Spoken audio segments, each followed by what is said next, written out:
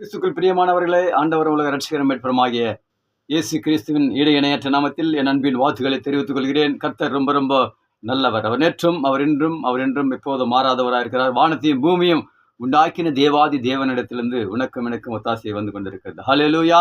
அநேக வித காரியத்தில் நாம் அநேக வித பணங்களை வீணாக செலவழித்து அதிலிருந்து பலனில்லாமல் சில காரியத்தில் நாம் வேஸ்டாய் பணத்தை செலவு பண்ணி, அது மாத்திரமல்லாமல் நம்முடைய உடலுக்கு தேவையானதை நாம் அதை பணம் கொடுத்து வாங்கி சாப்பிடுவோமானால் அது நமக்கு மிக பெரிய விளைவுகளை உண்டாக்குறது. ஆனாலும் தேவாதி தேவன் சொல்கிறார், ஏசாயா 55ஆம் அதிகாரத்தில் 1-2 வாசிக்கும் போது, ஓ தாகமா இருக்கிறவர்களே, நீங்கள் எல்லோரும் என்னிடத்தில் வாருங்கள், பணமும் இல்லாதவர்களே நீங்கள் வந்து வாங்கி சாப்பிடுங்கள் என்று வேதம் சொல்கிறது. ஹல்லேலூயா. பணமுமின்றி விலையுமின்றி இலவசமாய் தருகிற தேவன் நம் ஆண்டவராகிய இயேசு கிறிஸ்து. ஹல்லேலூயா.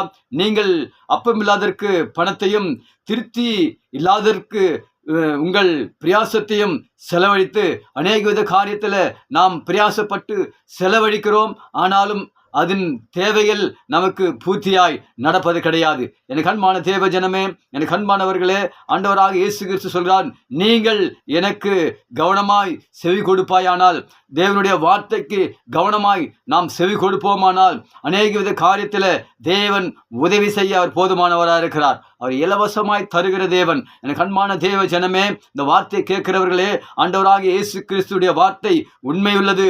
அந்த வார்த்தையிலே ஜீவன் உண்டு, அந்த வார்த்தையிலே அதிகாரம் உண்டு, அந்த வார்த்தையிலே அற்புதம் உண்டு.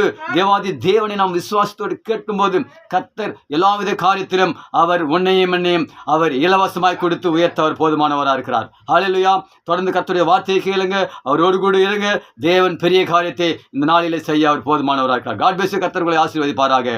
ஆமேன், ஆமேன், ஆமேன்.